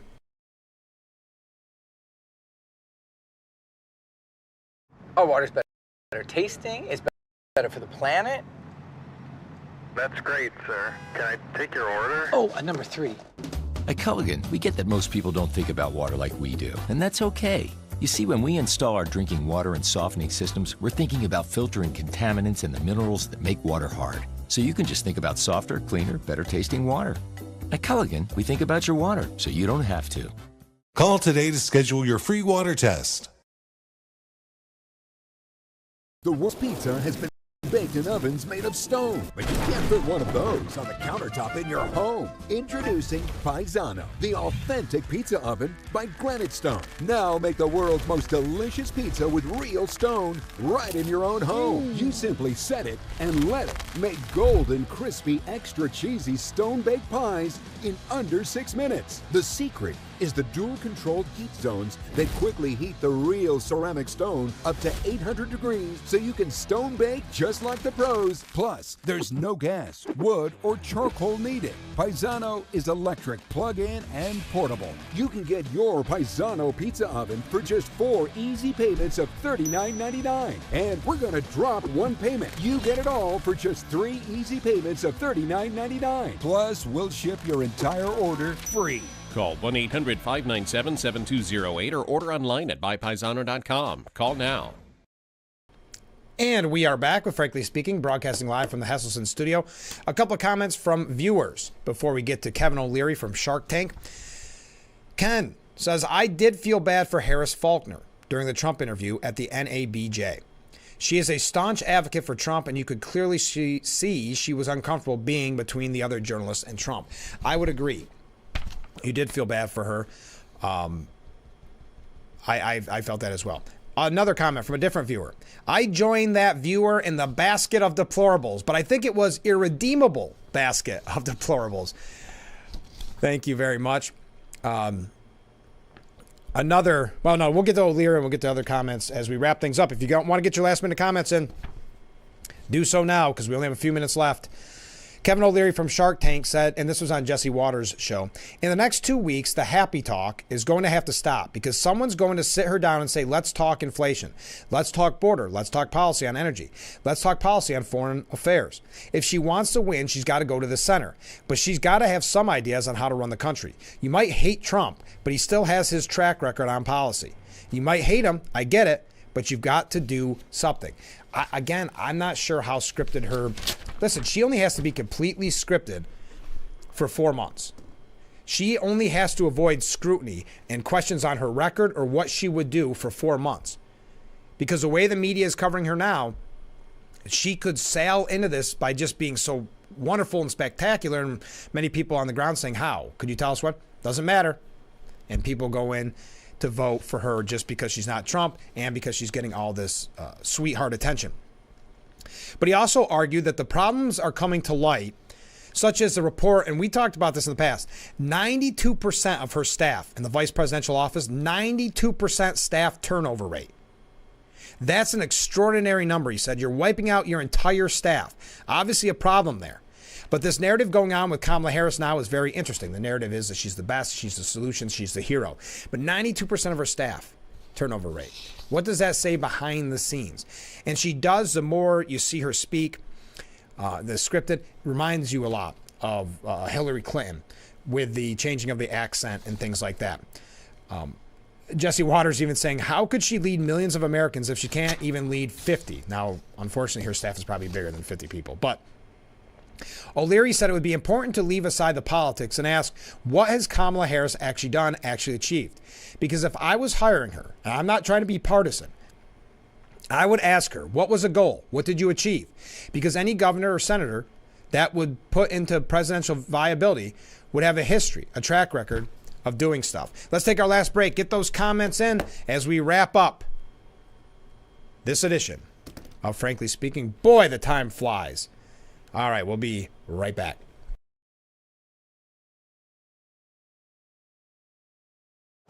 It's wild. It's Western. It's Reese Ranch Rodeo. Looking for a new exciting adventure? Join the cowboys and cowgirls at Reese Ranch Rodeo. Fun for the whole family. Kids 5 and under are free. Gates open at 2 p.m. Rodeo starts at 7. Enjoy great music, great food, cold drinks, and classic rodeo fun. For event dates and ticket prices, visit ReeseRanchRodeo.com. Reese Ranch Rodeo, 4115 Oldfield Drive, Corning, next to Fair and Ball Campgrounds. What do you do when your tire goes flat and there's no air anywhere? You reach for Bullseye Pro. the smarter, faster, hands-free way to fill it up with air. Bullseye Pro is equipped with a rechargeable lithium-ion power plant. So fast and so convenient. It's like the power of an air compressor in the palm of your hand. Look, you can inflate all 4 tires on a single charge. It has a built-in smart pressure digital sensor that gauges and automatically stops when the set tire pressure is reached. Easily inflate pool toys, exercise balls, and more. Call or go online now and get the complete Bullseye Pro inflation system for the factory direct price of just $79.99. Plus, we'll ship your entire order free, and we'll give you a 50% discount on a second one. Order now. Order call 1-800-970-9843. That's 1-800-970-9843, or go to getbullseyepro.com. We are back, wrapping up the August 1st edition of Frankly Speaking here on WYDC TV, Big Fox, broadcasting live from the Hesselson studio. This has been a lot of fun this morning. Thank you for all the comments. Kamala Harris's foreign policy chops are being questioned. What has she done? Where has she been? Biden-Harris administration supercharged migration from Latin America, according to a new report. According to, where was this from? The Daily Mail. A video published by James O'Keefe. Remember that name? The video undercuts the DNC's narrative of party unity after Harris received the party's coronation without receiving one primary vote. The DNC manager said in the video, "I like Kamala Harris, but I don't think she'd win this year. The vice president is so easy to attack, right? She doesn't have any accomplishments to speak of because she's vice president. She doesn't make laws." Also saying that she is, where is it? Weirdly unpopular. I was seeing if I could find the exact quote. But that's from the DNC manager. Here's another comment from a viewer. I always thought we should vote policy and not personality. But if I was voting for personality, it certainly wouldn't be for Harris. That's going to be something that's going to be interesting to see if that finally takes its toll. Because we've seen one of the reasons why she has been unpopular as vice president even before, and why she didn't receive a single vote back in 2020.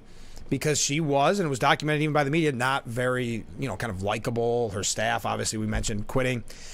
So it'll be interesting if the media can keep up this pace of just propping her up, or if she will get tough questions, if she will do anything unscripted. Now, Alina Habba, a legal spokesperson for Donald Trump, has accused Harris of breaking the law by co-conspiring to hide Biden's cognitive decline. Habba was speaking to a crowd of Trump supporters at a rally in Harrisburg, if you saw that yesterday. President Trump has been and is innocent of any crime other than loving his country, she said. Let me tell you, Kamala, you are committing a crime because the only co-conspirator I know of, the Biden-Harris administration, is you. And you have lied to us about President Biden for the last 3.5 years. The truth always comes out. So let me tell you, America, her policies are the same ones we've been living in for 3.5 years. So don't get it twisted. They don't work. And that's another way the media does you a disservice, does the American people a disservice. The fact that this is not a major scandal, not just on Harris's back, but on the White House in general, that they kept Biden's cognitive decline a secret from the American people. And keep in mind, I know I keep saying this, but he is still president of the United States. With everything that's going on right now with Israel and Iran and Ukraine and China, you've got to keep in mind he is still president of the United States for nearly 6 months. And who covered this up? How do they cover this? These are questions that need answers, and I don't think we'll ever find out because the media has no interest. The media's only interest right now is attacking Trump and Vance and propping up Harris, and it will be that way until November.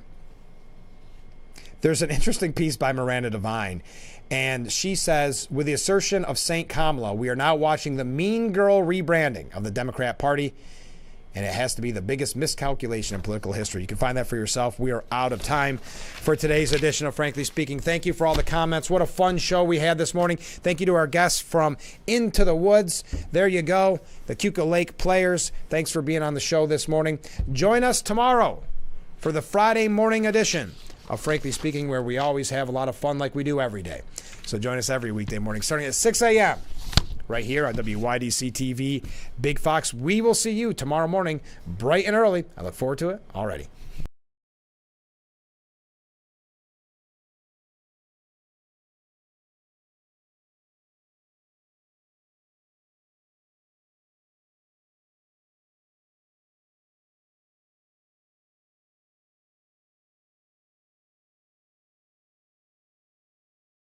The Oak Ridge Boys American-made farewell tour. Celebrating 50-plus years of touring. The legendary Oak Ridge Boys. August 1st, the Chemung County Fair. Reserve seats on sale now at ChemungCountyFair.com or the Fair box office. The Oak Ridge Boys American-made farewell tour.